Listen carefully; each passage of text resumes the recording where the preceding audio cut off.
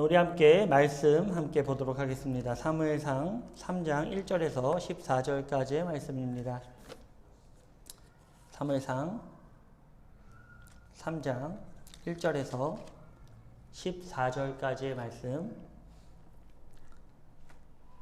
우리 함께 교독하시고 14절은 한 목소리로 봉독하도록 하겠습니다. 아이 사무엘이 엘리 앞에서 여호와를 섬길 때에는 여호와의 말씀이 희귀하여 이상이 흔히 보이지 않았더라.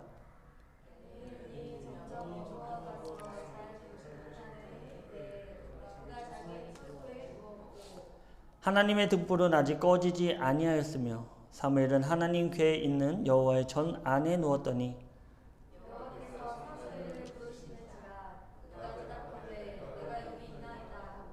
엘리에게로 달려가서 이르되 당신이 나를 부르셨기로 내가 여기 있나이다 하니 그가 이르되 나는 부르지 아니하였으니 다시 누우라 하는지라. 그가 가서 누웠더니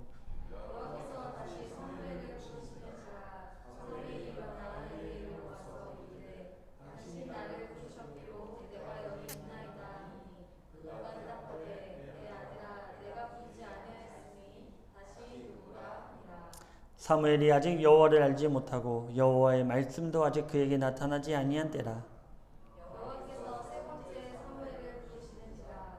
그가 일어나 엘리에게로 가서 이르되 당신이 나를 부르셨기로 내가 여기 있나이다. 엘리가 여호와께서 이 아이를 부르시는 줄을 깨닫고 엘리가 사무엘에게 이르되 가서 누웠다가 그가 너를 부르시거든 내가 말하기를 여호와여 말씀하옵소서 주의 종이 듣겠나이다 하라. 하니 이에 사무엘이 가서 자기 처소에 누우니라. 여호와께서 임하여 서서 전과 같이 사무엘아 사무엘아 부르시는지라. 사무엘이 이르되 말씀하옵소서 주의 종이 듣겠나이다 하니 여호와께서 사무엘에게 이르시되 보라 내가 이스라엘 중에 한 일을 행하리니 그것을 듣는 자마다 두 귀가 울리리라. 내가 엘리의 집에서 대하여 말한 것을 처음부터 끝까지 그 날에 그에게 다 이루리라. 내가 그의 집을 영원토록 심판하겠다고 그에게 말한 것은 그가 하는 죄악 때문이니 이는 그가 자기의 아들들이 저주를 자청하되 금하지 아니하였음이니라. 그러므로 내가 엘리의 집에 대하여 맹세하기를 엘리의 집의 죄악은 제물로나 예물로나 영원히 속죄함을 받지 못하리라 하였노라 하셨더라. 아멘. 네, 마지막 14절 굉장히 무서운 말이죠. 예물로나 또 제물로나 죄사함을 받지 못한다. 굉장히 무서운 말입니다. 오늘은 등불이 아직 꺼지지 않았다라는 제목으로 함께 말씀을 나누려고 합니다. 잠깐 볼까요? 제가 이제 말씀 나눌 때 항상 이 시대적인 부분을 좀 계속 나누려고 해요. 그래야 우리 머릿속에 좀 그 내용이 들어오기 때문에 계속 나누려고 합니다. 우리 창세기가 속해 있는 시대가 언제일까요? 창세시대죠. 네, 당연히 창세시대죠. 그리고 나서 아브라함에게 하나님께서 예언해 주세요. 뭐냐면 너희 백성이 400년 동안 이방인에 의해 핍박을 당할 것이다. 그러나 나올 것이다 라고 말씀해 주신 시대. 그래서 애굽에 이집트에서 살다가 나오는 시대. 어떤 시대죠? 예, 그리고 나서가 창세기 다음이 출애굽 시대예요. 이제 애굽을 나오게 됩니다. 그 여호수아를 발판으로 해서 지도자를 삼아서 그 가나안 땅을 정복해요. 정복하고 나서 근데 다 정복은 못하죠. 그래서 그때부터 시작된 여호수아와 갈렙이 죽고 나서부터 시작된 시대가 어떤 시대죠? 사사시대. 사사시대 중에 우리가 아주 잘 알고 있는 유명한 사람이 있습니다. 누구죠? 삼손. 삼손 아시죠? 삼손. 삼손이 이 사사시대 때 활동한 인물이에요. 그러니까는 그 인물별로 좀 기억을 해주시면 좋을 것 같습니다. 네. 그래서 물론 더 많은 사사들이 있습니다. 드보라도 있고 여성 사사도 있었어요. 예, 그 사사시대 끝에 마지막 사사로 우리가 생각되면서 그 왕정시대로 넘어가는 시대의 대표적인 인물이 누구냐? 바로 오늘 등장하는 누구라고요?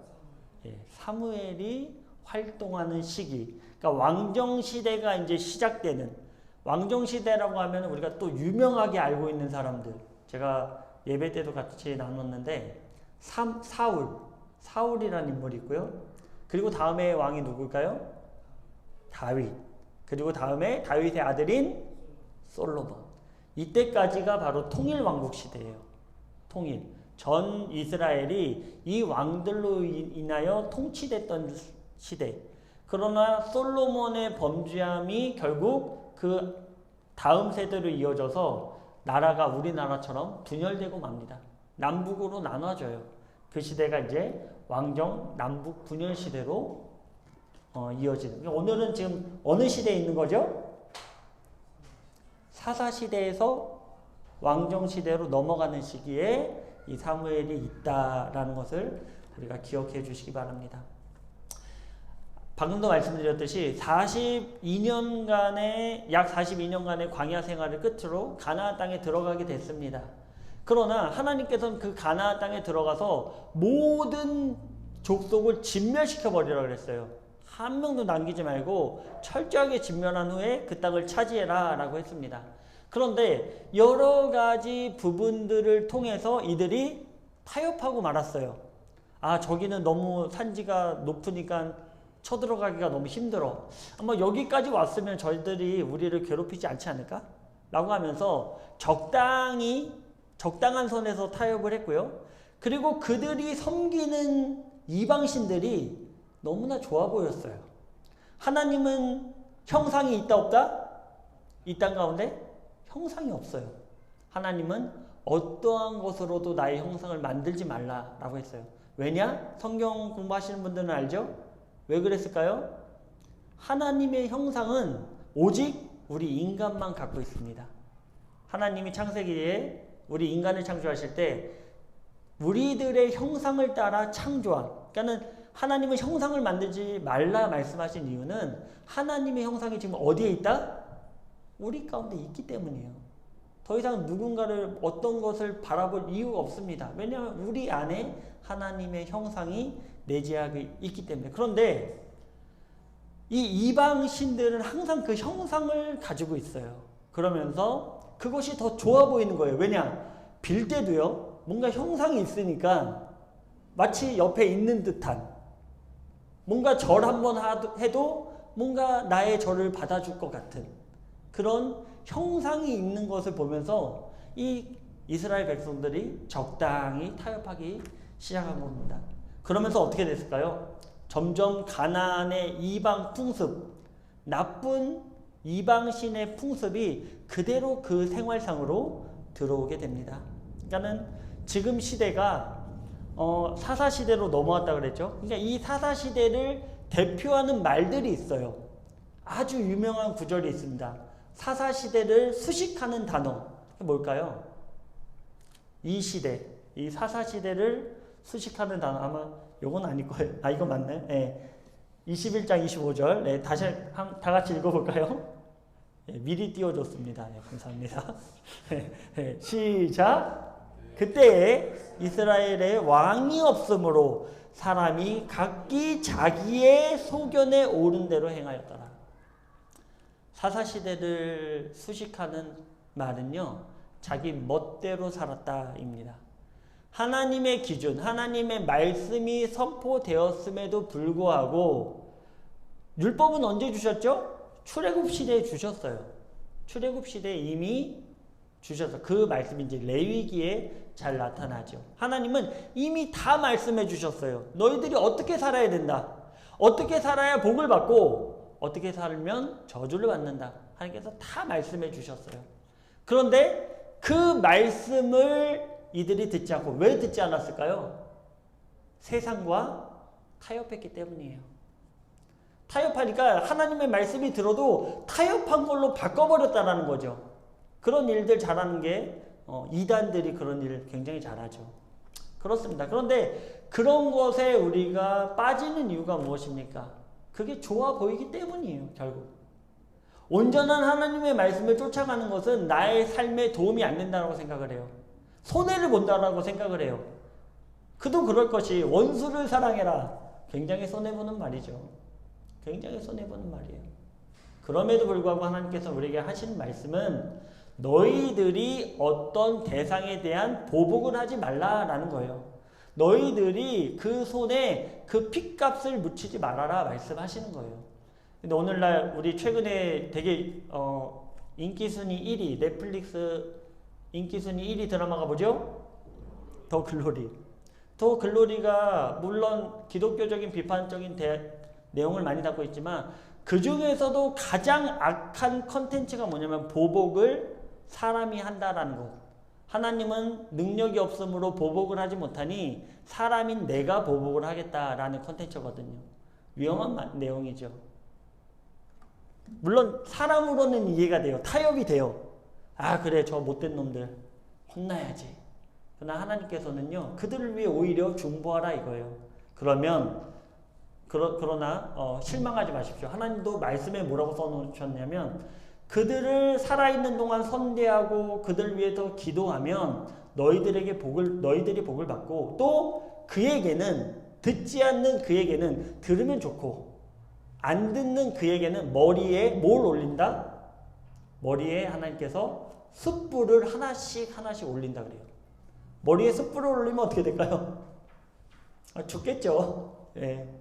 하나님께서요 그런 듣지 않는 악인에게는 하나님께서 보복함이 반드시 있습니다. 그들의 머리 위에 하나님께서 숯불을 올린다라고 말씀하셨어요. 그렇습니다. 손해보는 것 같습니다. 손해보는 것 같아요. 그럼에도 불구하고 우리는 하나님을 신뢰하는 것. 왜냐? 하나님의 기준의 말씀이 우리에게 그렇게 선포되었기 때문에 순종해야 되는 거예요. 하나님의 말씀을 먼저 듣는 것이 우리가 그 어떤 삶에서의 타협보다도 중요한 것입니다. 그것이 바로 하나님께서 우리에게 가장 원하시는 뜻이다라는 것을 우리는 반드시 기억해야 됩니다. 그렇습니다. 하나님께서 인도하시며 보호하심에도 불구하고 이들은 주변국에는 다 왕들이 있었거든요. 그래서 이들이 하는 얘기가 이들은 왕이 없다 하여 자기 소견에 좋은 대로 즉 자기 기준에 좋은 대로 막 살아버렸다는 거예요. 그냥 이거 내가 맞으면 이 막 사는 삶이 어떤 죄랑 연관이 있죠? 성경 모팀들 원죄와 연관이 있는 거예요. 원죄. 선과 악을 내가 판단해 버리는 것. 이거는 좋은 거야. 내가 판단하는. 하나님의 기준이 바로 서 있거든요. 그런데 그 기준을 내가 멋대로 갖고 오는 거죠. 이거는 선한 거야. 내가 생각하기에 이거는 악한 거야. 지금 사사시대에 이 죄를 반복하고 있었다라고 보시면 좋을 것 같습니다. 그런데 그럼에도 불구하고 자기 기준대로 하나님을 섬긴다라는 것입니다. 하나님의 말씀이 선포되었음에도 불구하고 물론 하나님께서 어떤 기준을 주셨는지도 모르고 살아가는 상태가 바로 사사시대예요. 왜냐? 하나님의 말씀을 들으려 하지 않았거든요. 이는 그저 교회에서는 기복적인 이교 사상을 인간의 교훈으로 가르치며 그 이득을 편취하려는 타락한 생각에서 비롯된 것일 수도 있습니다. 오늘날에 그렇죠. 마태복음 15장 8절에서 9절입니다. 우리 한 목소리로 봉독해 보겠습니다. 시작. 나를 공경하되 마음은 내게서 멀도다. 사람의 계명으로 교훈을 삼아 가르치니 나를 헛되이 경배하도다. 아멘. 예수님은요 이사야 선지자가 한 말을 인용하면서 당시 기독교 그러니까 오늘날의 기독교죠. 당시의 유대 지도자들을 비난하는 말씀을 하신 것입니다. 당시 종교 지도자들과 현 교회를 향해서 예수님은 말씀하신 거예요. 무엇입니까? 이들이 나와서 입으로는 나를 믿는다라고 얘기합니다. 우리가 입으로는 하나님을 섬깁니다 라고 얘기하는데 너희들의 본심, 너희들의 중심은 나를 떠났다라는 거예요. 나를 믿지 않는다라는 거예요. 너희들 입으로는 나를 믿는다라고 얘기하지만 너희 중심에는 내가 없다라는 것입니다. 그 중심에는 누가 있을까요? 그 중심, 나의 중심의 보좌에 누가 앉아 있을까요? 내가 앉아 있는 거예요.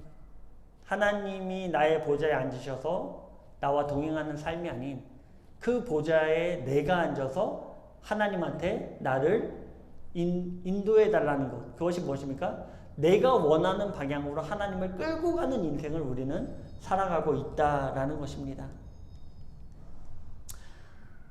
그 행위와 참된 마음은 하나님에서 멀어졌다라는 것이죠. 또한 목회자나 교회 시스템이라는 것이 바로 스스로의 교훈을 가지고 사람들을 가르치고 있다라는 것입니다.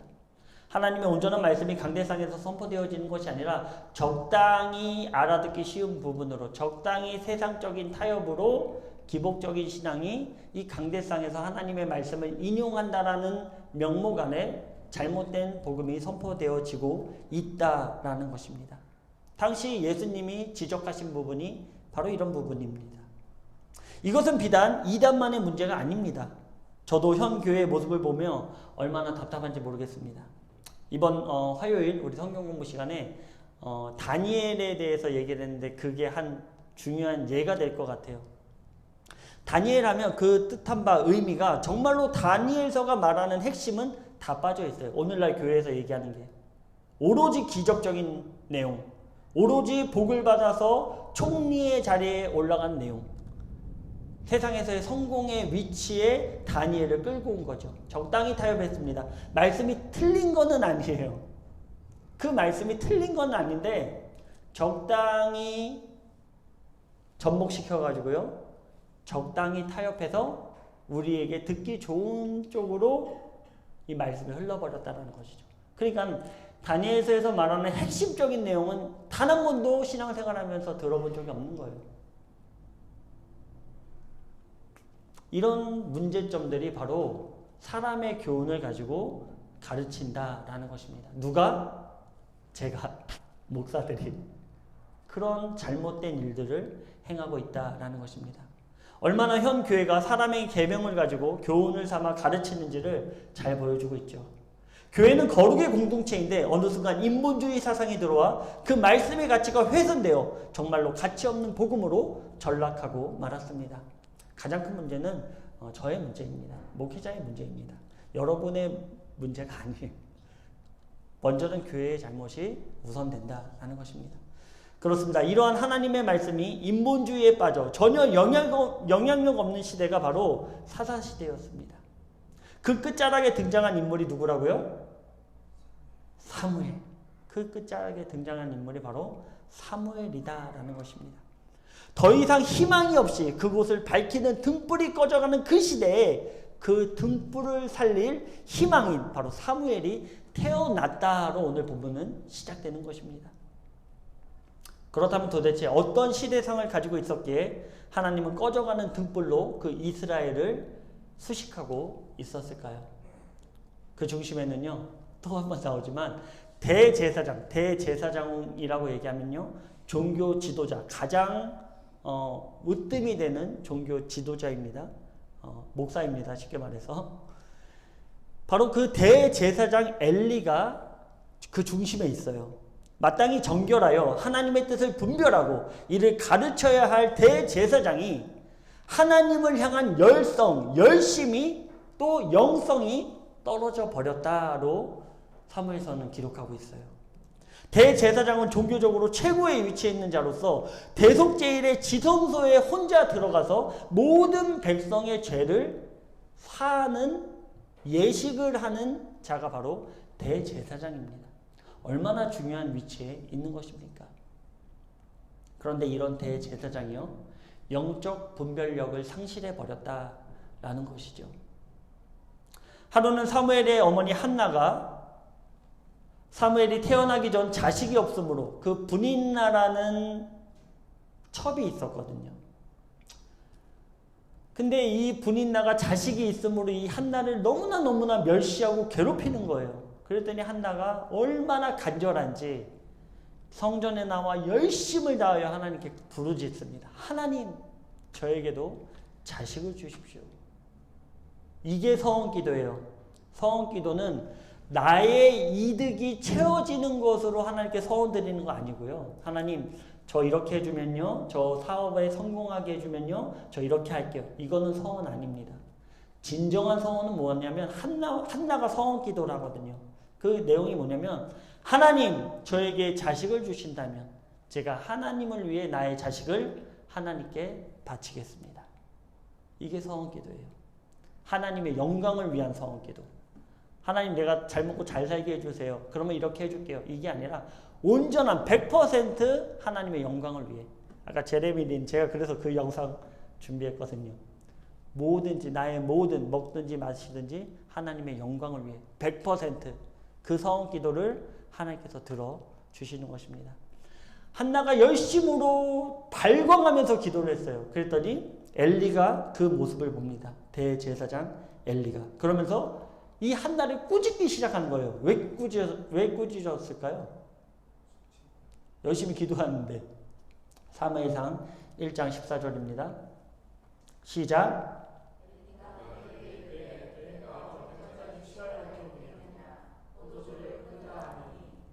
네, 지금 한나는 열심으로 하나님께 정말 죽을 각오라고 기도하고 있는데 엘리 제사장은 이런 한나를 보면서 어떻게 생각했다고요?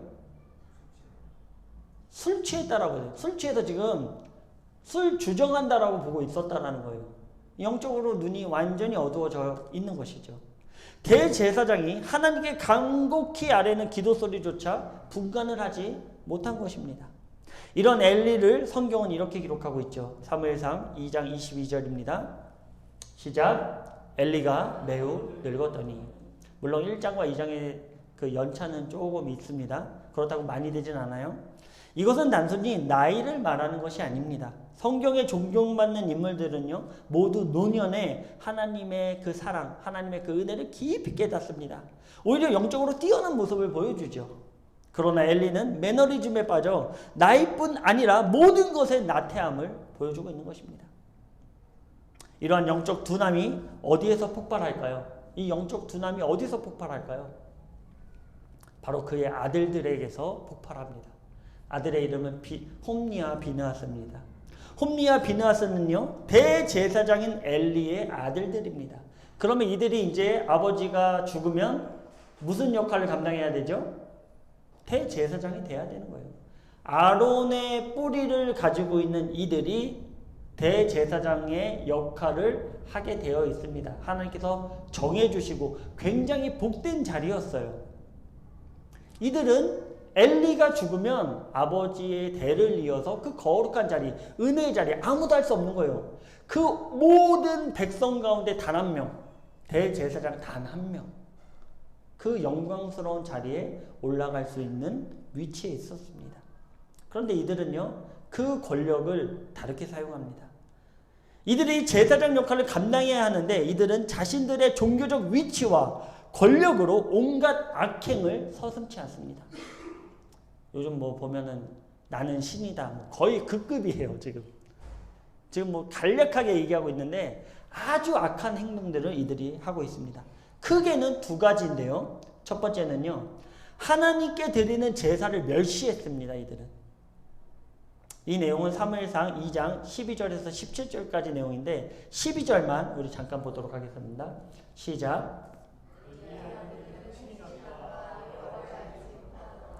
아니, 대제사장의 아들인데 행실이 나빠서요, 하나님을 알지 못한대요.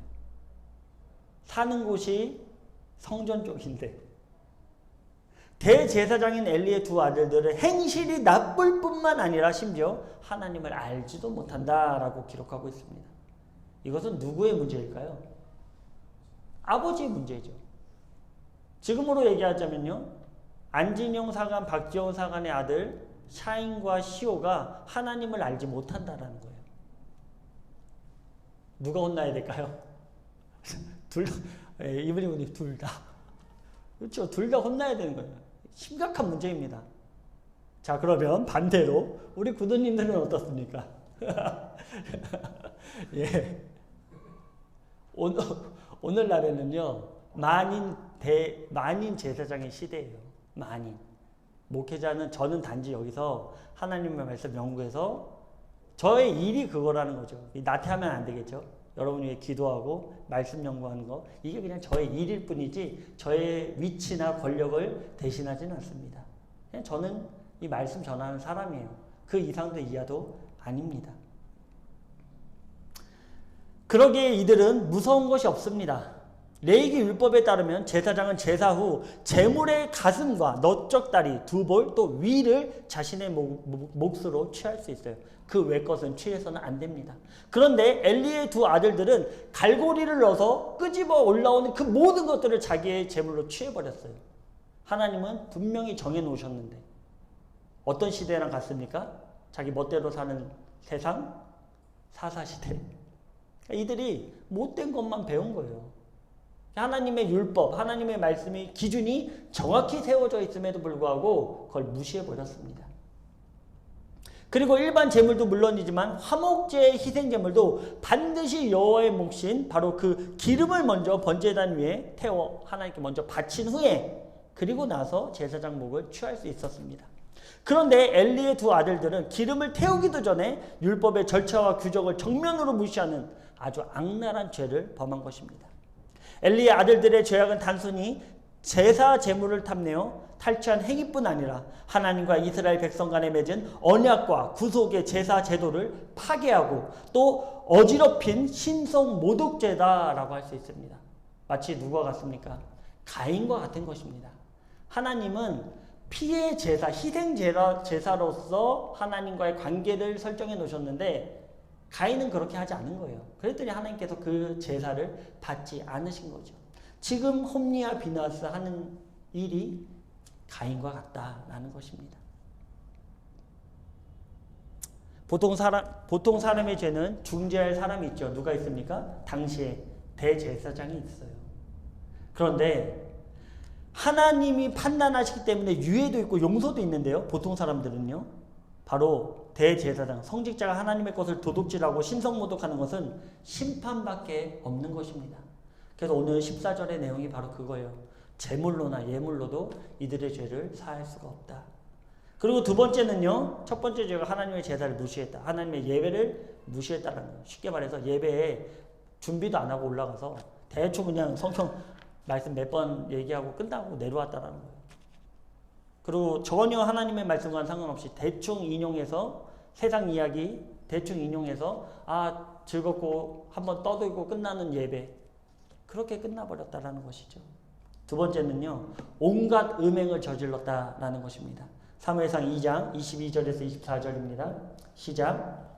엘리가 매우 늙었더니 그의 아들들이 온 이스라엘에게 행한 모든 일과 회막문에서 수종드는 여인들과 동침하였음을 듣고 그들에게 이르되 너희가 어찌하여 이런 일을 하느냐 내가 너희의 악행을 이 모든 백성에게서 듣노라.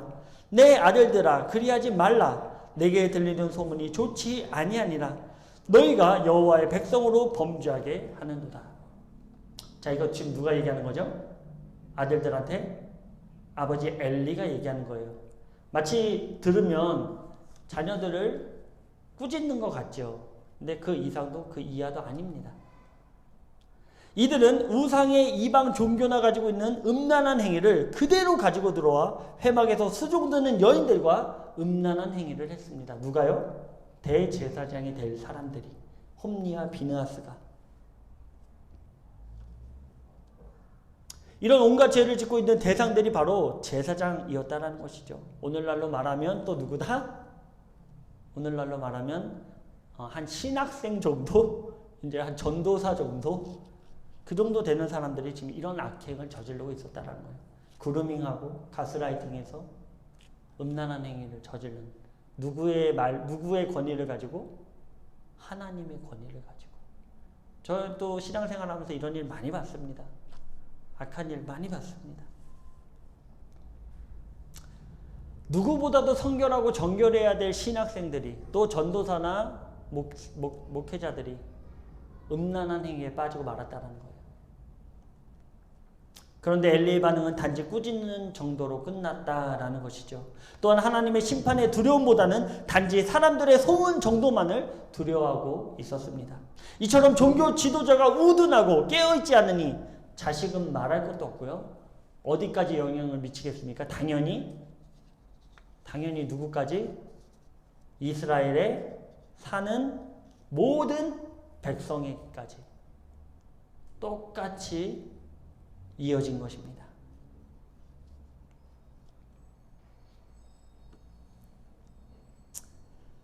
네, 바로 현대 교회의 모습입니다. 오늘날 우리 교계의 모습입니다. 하나님을 두려워하여 사생결단을 내려도 모자른 판에 엘리는 자신의 자식이라 하여 인간의 생각으로 너무 관대했던 것이죠. 우리도 이러한 관계를 조심해야 됩니다. 우리가 만나는 종교 지도자 중 가장 피해야 할 대상이 바로 엘리야 같은 목회자입니다. 자신이 잘못하고 있는데도 이것을 지적으로 바꾸지 않고 단지 관계가 있다여 이를 용인하여 방치하며 심지어 축복하는 목회자는 우리 신앙생활에서 반드시 피하시길 바랍니다. 만약에 제가 그러면요, 저를 여기서 신앙생활 하시면 안 돼요. 같이 죽는 것입니다. 아무리 뭐라고 해도 영적으로 더 충만해 있어야 되는 자는 목사이죠. 그러기에 영적으로 잘못된 방향으로 간다면 분명하게 지적을 하고 변화시켜야 합니다. 잠언 1장 7절입니다. 다 같이 읽어보겠습니다. 시작. 지식의 근본이거늘 미련한 자는 지혜와 훈계를 멸시하느니라. 잠언 3장 11절에서 12절 이어서 시작. 내 아들아 여호와의 징계를 경히 여기지 말라. 그 꾸지람을 싫어하지 말라. 대저 여호와께서 그 사랑하시는 자를 징계하시기를 마치 아비가 그 기뻐하는 아들을 징계함 같이 하시니라. 아멘. 지금 엘리는 어떻습니까? 자신만 평안하면 되니 좋은 게 좋은 거다라고 하면서 끝내고 만 거예요. 이러니 지금 이스라엘의 영적 상태가 어떨까요? 종교 지도자가 이 모양이니 백성들은 말할 것도 없는 것입니다. 바로 하나님은 지금 이런 상태의 이스라엘의 등불을 유심히 주목하고 계십니다. 그리고 그 등불, 엘리의 등불에 대하여 이렇게 말씀하고 계십니다. 제가 읽어드릴게요. 좀 깁니다. 잘 들으세요.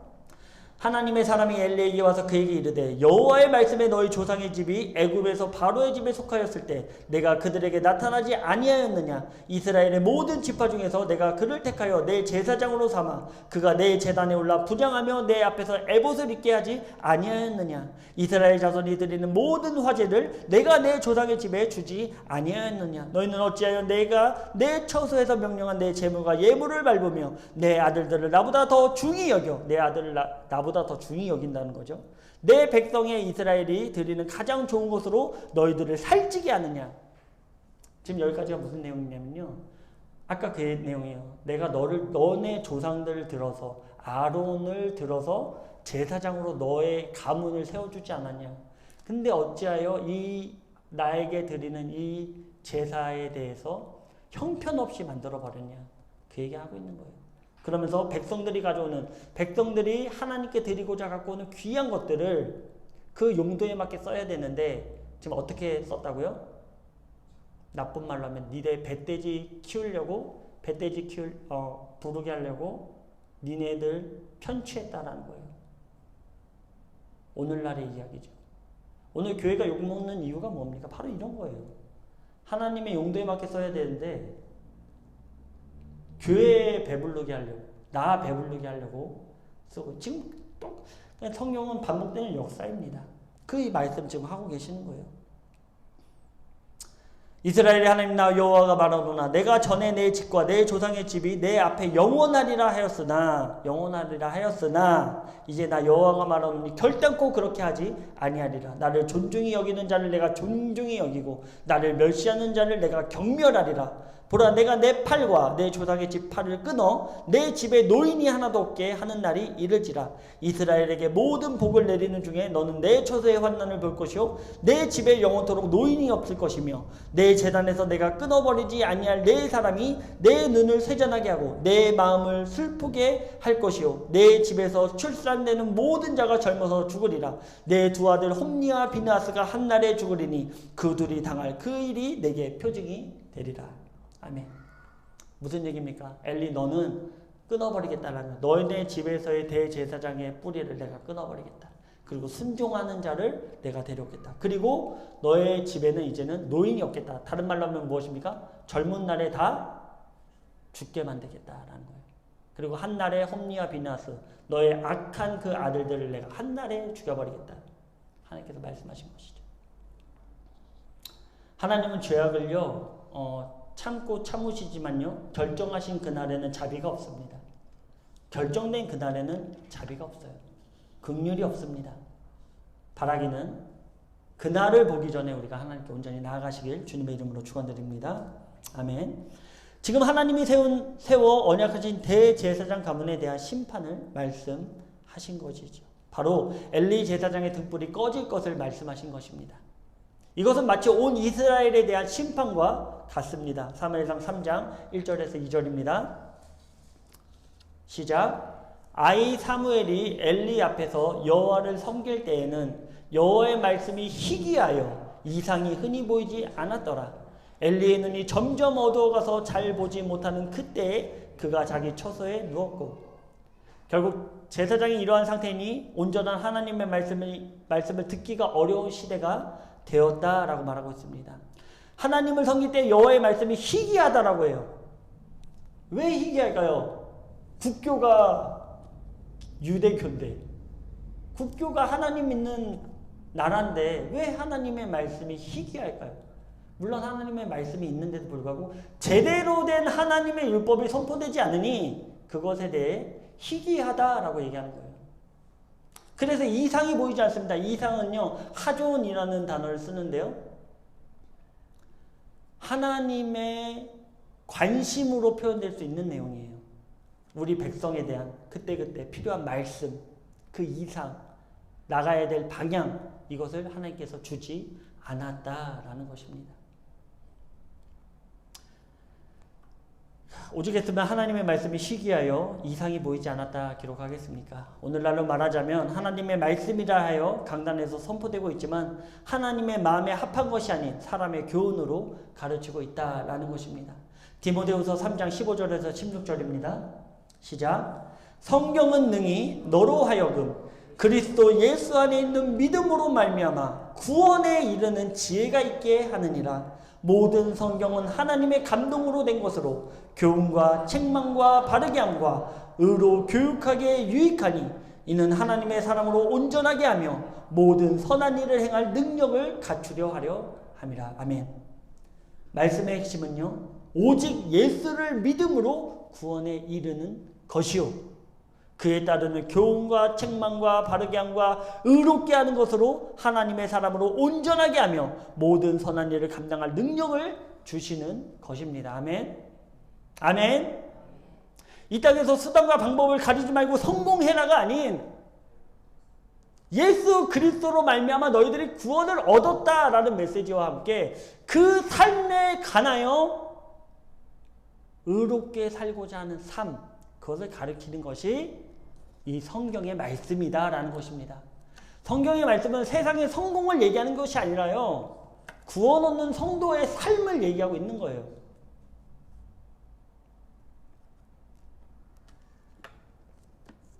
이런 핵심이 없으니 지금 엘리의 상태를 하나님은 점점 눈이 어두워 잘 보지 못한다, 즉 영적으로 어두워져 살이 분별을 못하는 상태다라고 말씀하고 계십니다. 이 정도로 타락했고 더 이상 희생이 불가능할 정도의 상태를 나타내고 있는 것이죠. 더 이상 희망이 존재하지 않습니다. 더 이상 그들에게는 하나님의 긍휼이 선포되지 않습니다. 어떻습니까? 오늘날의 타락상과 같지 않습니까? 아니, 더하면 더했지 덜하지 않습니다. 그런데 오늘 본문 사무엘상 3장 3절은 이렇게 우리에게 기록하고 있습니다. 시작. 등불은 아직 꺼지지 아니하였으며 사무엘은 하나님의 귀에 있는 여호와의 전 안에 누웠더니. 아멘. 그렇습니다. 하나님께서는 엘리의 등불로 인해 꺼질 것 같은 그 사회적 위기를 사무엘이라는 희망의 등불로 다시 살리길 원하시는 것입니다. 그리고 오늘 본문에 그런 사무엘을 부르십니다. 당시 사무엘의 나이는 불과 12살 정도에 불과하다라고 봅니다.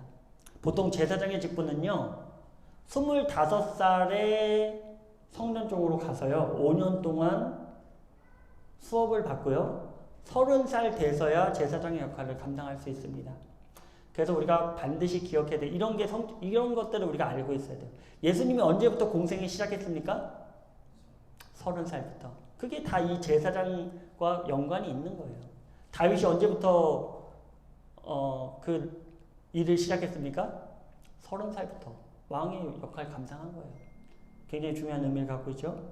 에스겔도 마찬가지입니다. 에스겔도 30살 되는 그때에 바벨론 강가에서 하나님 부르십니다. 이 30이라는 숫자 기억하시기 바랍니다. 이에 비하면 어린 사무엘은 너무나 어리지요. 하지만 하나님은요, 부를 사람이 없어서 이제 누구를 부르신 겁니까? 12살 먹은 아이를 부르신 거예요. 사무엘상 3장 10절입니다. 시작. 여호와께서 임하여 서서 전과 같이 사무엘아 사무엘아 부르시는지라. 사무엘이 이르되 말씀하옵소서 주의 종이 듣겠나이다. 아멘. 사무엘은 하나님의 부르신 가운데 즉시 반응합니다. 하나님의 말씀을 듣겠나이다 라고 대답합니다. 오늘 하나님이 가장 원하시는 대답이에요. 가장 원하시는 대답. 하나님의 말씀 가운데 내가 순종하여 듣겠습니다. 이게 바로 오늘날 우리에게 가장 원하시는 하나님의 대답입니다. 하나님의 음성 가운데 대답입니다. 하나님은 타락한 세상 가운데 단 한 명일지라도 하나님의 말씀을 듣는 자를 오늘도 찾고 계십니다. 내가 듣겠나이다. 바로 이 단 한 명의 고백이 시대의 등불을 다시 밝힐 수 있는 것입니다. 오늘 우리 교회에서도 마찬가지예요. 하나님, 내가 듣겠습니다. 이 고백이요, 우리 교회를 살리는 것입니다.